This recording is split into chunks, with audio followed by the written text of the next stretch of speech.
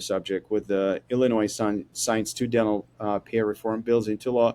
I'm curious, what do you guys think how that's going to really affect the dental practices? It says the first bill requires insurers to notify dentists that a network they are a part of is being leased out and allow them to opt out of the new network. And the second bill prevents dentists from incurring virtual credit cards fees to obtain payments for services. Um, I'm curious, Brian, what's your take on these two things? I mean, the second one, it's like the insurance company is supposed to pay you a certain amount, and then if there's a fee to get your money, I would classify that as bullshit. Um,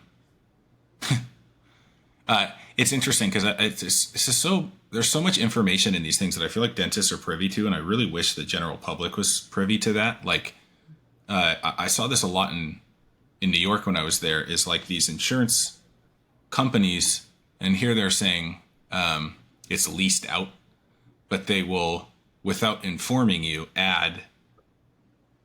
Sometimes in New York, there's 32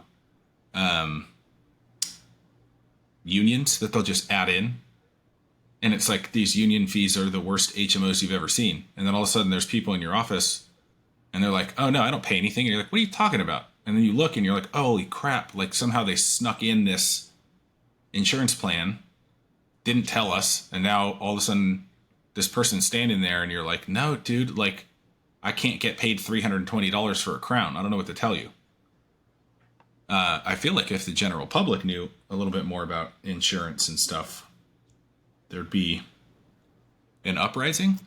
But I mean, it's good that it requires them to actually tell you what they're doing. So I'd say they're both pretty darn positive.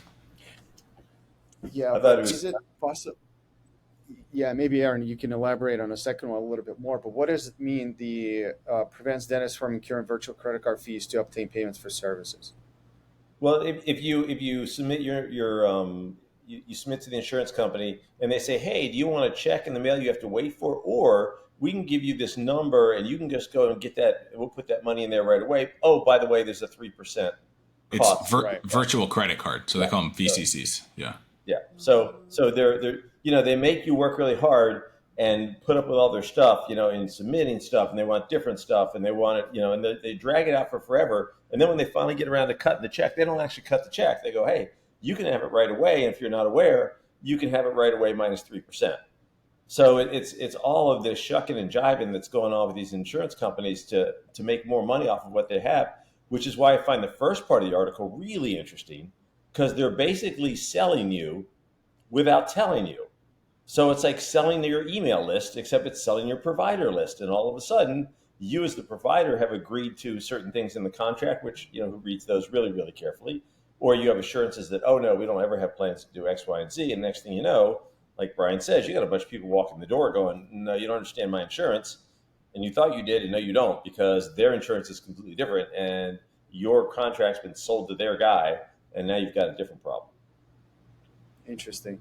So is it happening in every state, and Illinois is the first one to actually pull the trigger on this? It's the first I'm hearing about it, but yes, Yeah. every state. I mean, if it isn't, it will be soon. I mean, once an insurance company starts this stuff, it seems like all the rest of them hear about it, and pretty soon we're all in the same boat. So hopefully, once this happens, the states will hear about it and go, this is probably a good idea to protect our Well, providers. insurance companies are exempt from the majority of antitrust laws. So if you look at like Yep. what gets dropped, like dropped by insurances each year, it is pretty much every single insurance company at the same time. Yep. So I just think there's a week where they sit down and they're like, how do we cut costs next year? And then they just start cutting fees or cutting codes. It's really interesting. Yeah. It feels like Man, there's that a whole just science behind insurance, right, Ashley? it's just so yeah, and it's just so dirty. Like they're already so dirty. Like why does it like just now we're gonna sell your shit, Like or yeah, Well, leasing there's out your and you can't go ahead, sorry. I should have kept it. We should have talked about this. This is my bad. There was something I was reading about from the ADA.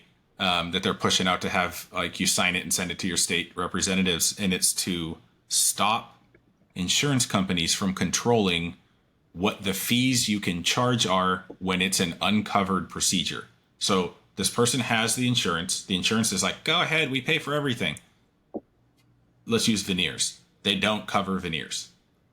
So then you're like, okay, well, this isn't covered by your insurance. So my veneers cost $2,000. But then the insurance company is like, no, you can only charge this much.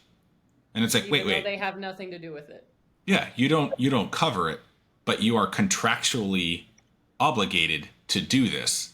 And so optometry and dentistry have come together because they do it for both. And they're starting to get dentists to sign these bills. But it's like, yeah, how do they dictate what you do when they don't even pay for it? They're not even involved in it. The only thing they say is, we won't pay for it. But So you could that can't even charge that much. go towards the things that, you know, some dentists do, like Botox and like, you see what I'm saying? Oh yeah, but you're living in a PPO world too. I mean, Yeah. all of these insurances have things they won't cover. You get down to Medicaid, and it's like, yeah, you need a crown. No, pull the tooth, get a partial denture. But the other thing that it does as well, and they made mention of this in that article I was reading, is that it also, the cost of everything go up for what we're putting in people's mouths, right? So supplies, teammates, labs, all of this stuff goes up, but the reimbursement goes down. And so what it leads to is that, what's the problem with it? yeah, what it leads to is then dentists start, like, you got to look for a lab that's cheaper. So like, okay, well, anyone that so what do you do? Anyone that has this insurance gets this like shit lab, but it's because you can't charge for it, right? So a lot of times that's exactly what happens, though. No, it is. And so it's a smart bill to pass, because then it actually does protect the patient, so that people aren't sending it out to some lab in some other country that's garbage, and you don't even actually know if it's EMAX, or you don't know if it's zirconia. So it does protect, I think, both patient and dentist, but yeah, well, probably back to your point, it would be nice if it would be a lot more conversation about this to the public, because I feel like public doesn't know, and they don't know what lab you're going to send it to and what material you're going to get. And, if you ask any normal patient, they would prefer better material. But if they're locked into certain decision that's already made for them, I don't think they would be super thrilled about it. Yeah, but I also think you get the whole phenomenon. You get the whole phenomenon where the patient says, "Well, if the insurance covers it, then I'll go ahead and get that done. But if it doesn't, then I won't." Thinking that the insurance is the righteous arbiter of dental care, or they're just not interested in investing the money. I mean, I had a lady Wednesday, front tooth is brown. Okay, it is brown. It's not yellow. It is brown. Okay, we take an X-ray, big abscess. You need a root canal, and then she wanted to have something done to make it white. And she's like, "Well, could you just put the crown on? Could you just do that?" I'm like, "Well, I could, but like you have this big abscess." And we talked about it for a bit, and she said, "Well, if the insurance covers it, I'll do it. If not, then I'll just live with my brown tooth." I mean, I went through the whole thing about the bacteria going to other parts of the body. We talked about it's eating away at the bone. I mean, we talked about all the bad things that are going on and that just don't hurt, or it don't hurt yet. And in the end, it was like, well, if the insurance covers it, I'm good. If not, no. So I wonder how many people go, "Oh, I'll opt for a better crown for an extra $100 versus I'll just take whatever the insurance covers because I don't want to pay any money out of pocket." Yeah. Do you guys think that now we see a lot more offices going out of network? Like it seems to me that in Austin, most of my clients that I go to see, they're just trying to get out of all the insurance companies. And I see emails left and right going to patients saying like, we're going off the network and, we will do our best. We have membership plans and all this stuff. But I see that happening more and more often. Is it because we're getting to the tipping point of this bullshit going on with insurance companies? I think you're exactly 100% right. I think that they've squeezed it down and squeezed it down. Amongst the docs that I coach, I'd say more than half are trying to make a break away from insurance. And you got to figure the insurance companies during COVID, they collected their premiums and they paid out very little because nobody was going. So they had the space to be able to see how far can we like knock this down before it becomes a problem. And I think the only way that we as dentists get to vote about this is we start leaving networks, and then once there's not enough docs to do their networks, then they'll go ahead and turn around and start bringing those reimbursements back up, or come up with something else that will make it more attractive for a doctor to actually be in network. But I think you're right. I think they have squeezed it down about as tight as they can get it. And doctors are just like, I'll do better with half a schedule of regular patients and sit around and twiddle my thumbs for the other half of the day. I'll make more money and I'll be a lot less stressed. Exactly. Brian, do you have anything to add to it? Like, what do you do with your little empire? I just think that I would like to think that some of this is also dentist's fault, right? Like if a lot of dentists, I don't even think look. You like ask them like, what do you get paid for a crown? They're like, I don't know, probably like 700, and you're like, do you know? So they've been doing this forever, but PPOs are going to become like HMOs, right? Like you look back far enough, there's Medicaid, there's insurance. HMOs got really bad. Now they go to Medicaid mills. Half of the PPOs out there pay worse than the HMOs. So a lot of the insurance is ending up in the hands of Medicaid mills. And I am sure that there are some great Medicaid dentists out there. I have not seen it yet. And so it's scary for somebody that dude, it's such a conundrum. It's scary because you know everyone deserves care. Everyone deserves to be treated the same. But if one insurance company pays enough for you to actually pay your team, keep the lights on, use decent supplies, and the other one, if you actually do that filling, you lose money. Like, that's scary. So what does the provider do? It's like if you can do a filling in 39 seconds, you might be profitable. But if you can't, you're losing money. I mean, Yeah. Yes, Aaron. even if you can do it in 39 seconds, how many of those can you do in a career before you burn out? I mean, Oh, yeah. There's a certain You'd be limit. dead in 5 weeks. Yeah, and a certain limit to how much good care you can give. There is emotional burnout. There's empathetic burnout. There is staff that you're trying to, and they want a decent wage and they want to get paid, and et cetera, et cetera. I mean, it's just, I think that dentists aren't really trained in business in any way, shape, or form because we're allergic to it and we think that it makes us dirty. But the truth of the matter is you can't help anybody if you don't have an office that's up and you don't have trained staff and you don't have the right supplies, because that makes it possible to render care and in a way that makes it good for the patient. Because if that patient has to keep coming back over and over and over again for that tooth or that filling or the whatever, eventually they just kind of like, I'm kind of good. I'll just wait till it hurts. And that's not going to be the best. That's not best for their overall health either. Yeah, and then what does it tell? Hypothetically, imagine that patient goes to another dentist and they say, well, I went to see so-and-so and now it hurts like 2 days or 3 days after, right? And so the other dentist will be like, so why didn't the other doctor do something about it? And are they going to say, well, I didn't want to? They're just going to say, I don't know. He just said it's okay for now, right? And so that it creates that vicious cycle of like dentists not liking each other because the patient will just not make a decision, or I guess we're not good at convincing them that they actually need to get it done. But then there's all these insurance companies involved. I don't know. It seems interesting.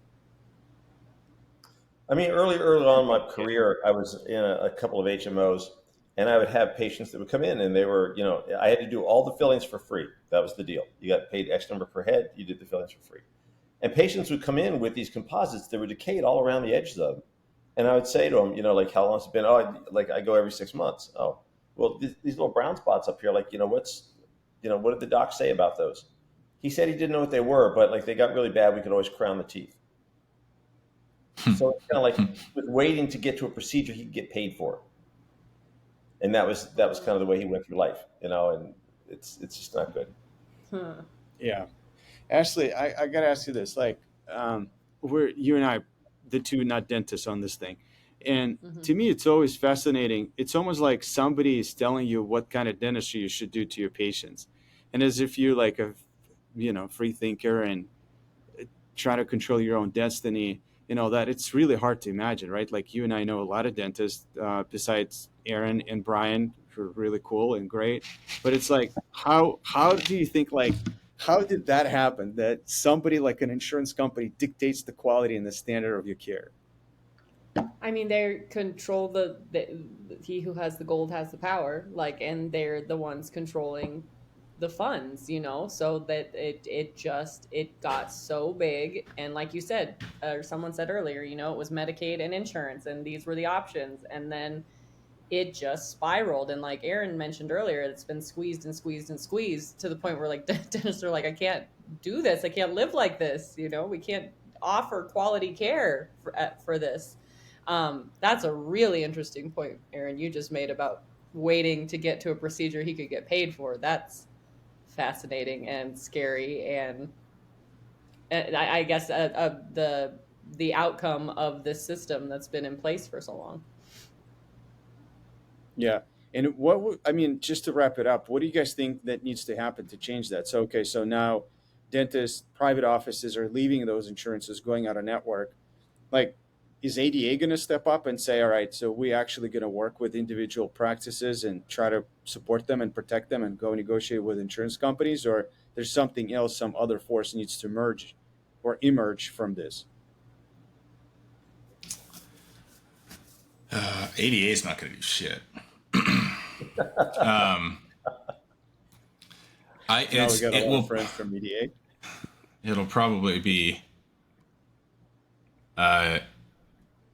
I don't see any end in sight. I'm not saying that pessimistically. The only way that it changes is if the majority of the general public understood what is going on, and it would have to be from the top down. The problem is, insurance companies are the strongest companies on the planet. They're the strongest voting companies in the U.S. They also merged with pharma, so now they're overwhelming. So any politician that would go up against them, I mean, that's kind of political suicide. So I don't know. It would have to be from the very top down. And then everyone's like, well, why don't we just have, everyone gets insurance like it, all these European countries. I have friends that have had experiences that are pretty bad there. So I don't know if that's the answer, but I don't know, man. Where do we go? Well, to that I don't point, know. everyone's had bad care for like you can have bad care in the U.S. that your insurance is paying for Yeah, too. that's a good point. Oh, yeah, you're right. I mean, the Yeah. thing is, though, every time we pull out, let's have something like the Europeans do, or et cetera, et cetera. If you actually go to those people and to those countries and ask them, what's their experience like there, and then you also look at where's the money coming from. You look at the taxes that are helping to support that. I always tell people the thing that scares me the most is if you listen. It used to be if you listen to NPR really, really late at night, they had like the discussions from the House of Commons in England, and I remember one where they were talking about whether they were going to fund their national health care plan or not. I mean, when national health care becomes a political thing where we decide are we going to fund it or not, it might as well be Medicare because we kick that ball around too, and it was never really meant to be that. The quality of care is like we were just talking about with Medicaid. That's and you look at like, Aaron, you were like, well, or Tiger, you're like, well, why wouldn't you go back to your dentist? Because they call their dentist and they're like, yeah, you can come in 3 months. Also true. And you see that a lot of the time, so I don't know. A good starting place would be that reimbursement keeps up with economic trends. So if everything else is costing more, you should get reimbursed more. I To would that also point, say if I you wanted. could, go ahead. I was just going to say to that point, I wanted to get in with a physical therapist, and they didn't have openings until under my plan until August, and I was like, oh yeah, no, that'll be healed by then. Right, by Yeah. itself. I mean, I recognize probably all of us on this call, like, we're pretty lucky. And so we could afford, if we needed to pay for like a checkup or something, right? When I would do my checkups in New York, I would call and they would say I didn't have insurance. And they'd be like, oh, when do you want to come in? And I'm like, I don't know. How about tomorrow at 5? And they're like, great. And you don't wait in line really. And, I'm not going to do that for like a hip surgery and spend 160 grand. But like, it's just, it's crazy the difference in treatment. But it does have to do with, I walk in, I give them cash. They don't have to do work. They don't have to, chase claims. They don't have to do anything. All I'm going in for is a checkup, right? For me, time is valuable to me. So to be able to pay a little bit more and walk in and walk out is fantastic. But it's the cash that speaks, right? Well, let's try to bring it all home. Like what suggestions would you give to people considering going out of network? Like what's the scariest part and how to overcome that? Because I hear stories that people just don't want to do it because they're afraid they're going to lose patients and all these stories. But how would you do it, Aaron? Like what are your thoughts? First thing I'd say is go find yourself a practitioner that's done it. It's not that hard. You have to pay a little bit more attention to how you're running your practice. Get your patient experience squared away to where it's nice and it's smooth and things are working, and then go and look at the crappiest insurance plan you got. Oh, and then make sure your marketing's okay too, internal and external. Then go look at the crappiest insurance plan you have and drop it. Okay, and when you drop the first one and you find out that your life doesn't end, and you might even be a little bit more profitable and a little less crazy, you'll go, oh, this feels pretty good. Who's on the chopping block next? Because this is literally the way that I dropped PPOs years ago, because it came around one year and MetLife decided they didn't want to pay for periodic exams. And I'm like, I'm sorry, I'm doing the work. If you don't want to pay for it, I don't want to work with you guys. I'll see you all later. And there was a whole tirade of stuff that happened after that to get out of there because they don't let you go easy. And even once they let you go, they keep putting your name out there so that employers think there's lots of providers, whether there are a lot of providers or not. So they play all these games. What I'd like to see is take away most of that antitrust stuff from dentists getting together and talking. One of the reasons the insurance companies are so strong is because they can all get together. They can all decide this is what we're going to do this year. And as dentists, we're all individuals and we have no power separately. If you made it so the dentists could get together and say, look, we're just not going to accept X, Y, and Z insurance because this is ridiculous. And across the nation, nobody accepted Delta crappy insurance. I can guarantee you they would change their tune tomorrow. Did you know that Delta has a section in their contract that is an anti-collusion clause? And if you sign up with Delta, they can sue you if you go talk with other dentists about it? You can put all sorts of illegal things in all sorts of contracts. And if someone came in and said, it's illegal, I don't care if someone signed it or not, it is illegal and we are no longer going to be supporting this. So if you go and sue, that's cool, but you're persona non grata. You don't even make it to court because we've already decided this is not okay anymore. Yeah. But people say lots of things all the time. What do they call it? We're non-compete contracts, almost unenforceable. Unenforceable, yeah, that's what I was going to say. And in almost every associate contract that exists. Okay, and they're just about unenforceable. If they can make you believe that you have to follow this, deal's done. Ashley, what do you think to wrap this subject up? Like, what needs to happen? How do people go out of network? I mean, I think, there's lots of people who have done it. There's lots of colleagues who have been through it. I love Aaron's suggestion of doing it. Like, you don't have to leave them all at once and make it super scary. Like you can, slowly rip the Band-Aid off. And it doesn't have to be as dramatic as it sounds. It's kind of more of a transition than a black and white overnight is my suggestion. Mm-hmm. Brian? My suggestion is do it. Cold turkey? All of them at the same time? No, you got to transition, but you got to be better. You got to be better. Right. Okay, cool. So Well, I think, Aaron, you had a pretty strong opinion there that dentists need to start talking to each other, and I wish there would be a lot more of that. It's Yeah. pretty powerful if there would be a platform. And again, I go back to ADA thinking that that's their role, but I guess it's not necessarily at the moment. But I wish there would be something like a Twitter, but just for the dentists, that's no one else is allowed. It's checked by the license, and you all can talk there and decide Huh. what to do and what not to do. I wonder if there's something that exists like that. What is it? DSN. I think We there's a check bunch of people licenses. there that are not dentists. We check But licenses on everyone who goes in. oh, maybe that's why I got kicked out. That's good. It's possible.